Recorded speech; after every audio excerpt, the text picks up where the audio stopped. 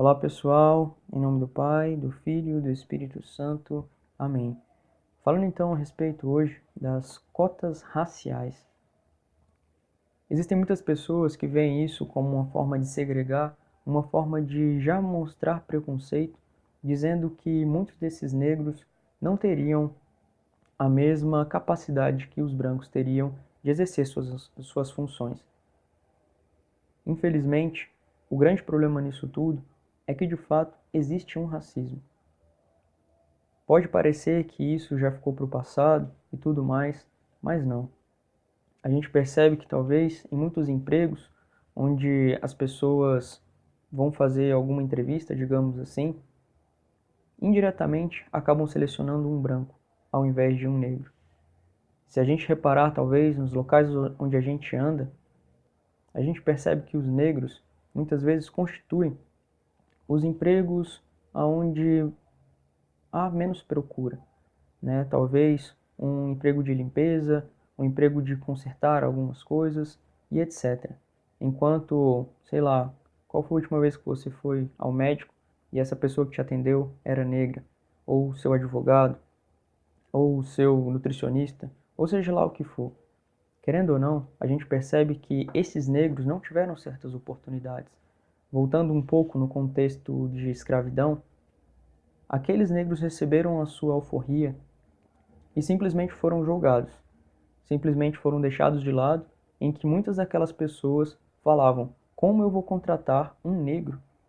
E por isso, muitas medidas governamentais acabaram por chamar pessoas de outros países, como a Itália e países da Europa, uma forma de embranquecer a população brasileira. Isso, querendo ou não, foi muito triste e trouxe algumas dificuldades para o mundo de hoje, em que nós simplesmente vivemos com diversos negros, mas ainda assim não o tratamos como iguais. Isso é muito triste, né? Porque muitas pessoas utilizam isso como uma dívida histórica, e eu acho que talvez esse termo não seja muito bonito de se falar, talvez impactante, e por isso ganhou certa notoriedade. Mas a gente percebe que, querendo ou não, foi uma fatalidade.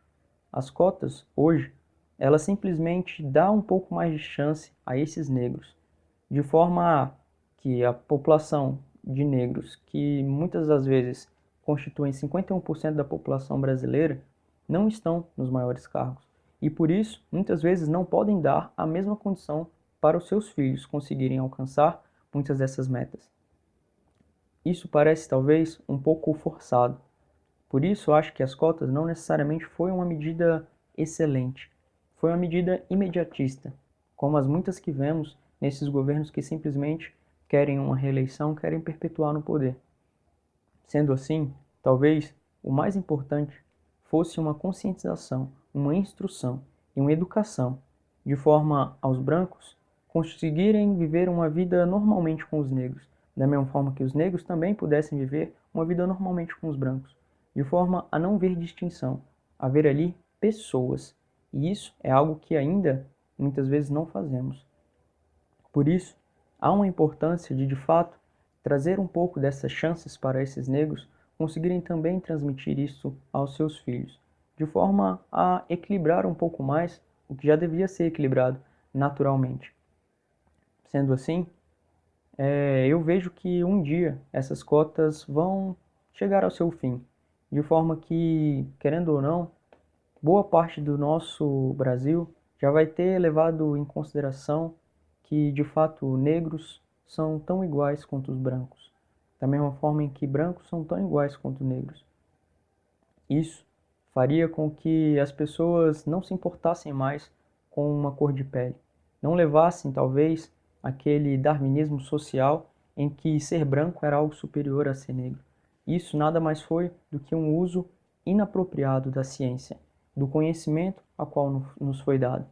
Sendo assim, a gente percebe que, como cristãos, nós de fato devemos nos ajudar e nunca nos atrapalhar, nunca interferir no crescimento do outro, mas sim ajudá-lo, a fazê-lo prosperar, porque nós, cristãos, fazemos o nosso melhor e nos preocupamos que o próximo sempre esteja bem. Querendo ou não, quando nós fazemos o nosso melhor, não precisamos simplesmente nos preocupar no que o outro está fazendo, porque Deus, ainda assim, Deus nos dá em acréscimo. Nós procuramos principalmente agradar a Deus, e tudo o demais que vem é lucro, é algo que nos faz bem, que permite que conquistemos as nossas coisas, mas não é o foco da nossa ação. O foco da nossa ação é simplesmente viver em harmonia. Sendo assim, irmãos e irmãs, respeitem o próximo. Façam com que essas pessoas vivam uma vida digna, entendendo que, assim, não é simplesmente uma cota social que fariam com que esses negros crescessem, porque, querendo ou não, há um preconceito. E ainda assim, os brancos se sobressairiam em cima desses negros. Isso significa que precisamos de fato agir com igualdade.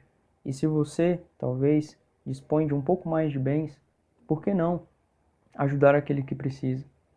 É importante a gente parar para pensar um pouco a respeito disso, até trazendo para o foco um pouco mais da caridade, de entender que muitas vezes você vai numa padaria e acha que um pão é algo muito simples para se dar para uma pessoa, um iogurte é algo muito simples, quando talvez aquela pessoa nunca teve a oportunidade de comer aquilo.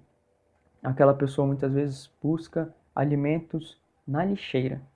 E você acha mesmo que talvez um pão fresquinho seria algo ruim ou simples para uma pessoa como esta?